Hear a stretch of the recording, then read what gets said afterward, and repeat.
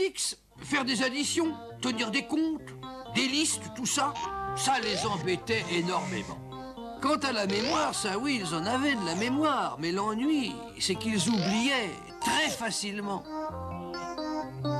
C'est pour venir en aide à ses amis Matix que Max Matic rêvait de mettre au point le grand squircateur qui ferait pour eux tous les travaux en béton.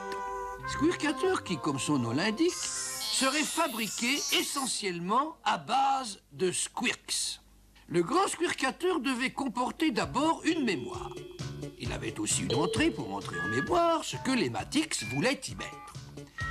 Il devait comporter aussi un genre de calculateur ou processeur, comme on l'appelait, chargé de faire des opérations sur ce qu'il y avait en mémoire.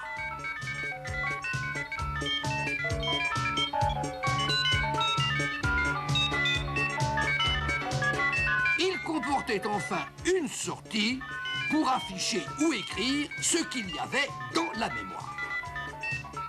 Mémoire, processeur, entrée, sortie, tel était le schéma de principe du squircateur.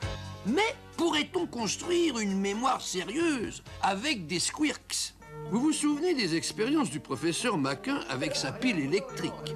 Si je branche la queue du squirk sur le côté plus de la pile, il prend, comme on dit, l'état électrique 1.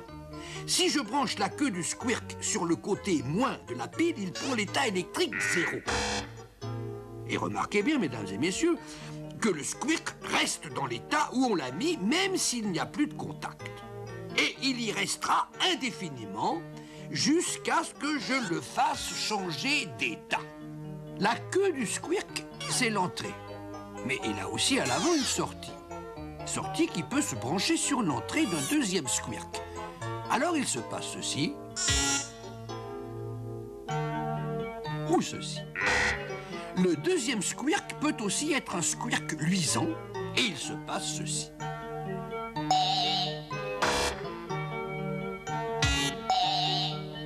Ainsi, les squirks étaient comme des mémoires. Très petites mémoires, il est vrai, puisqu'elles ne pouvaient retenir que deux choses, 0 ou 1. Alors on pouvait se demander comment, avec des bestioles aussi élémentaires, on pourrait écrire dans la mémoire du squircateur des A, des B, des mots et des phrases entières.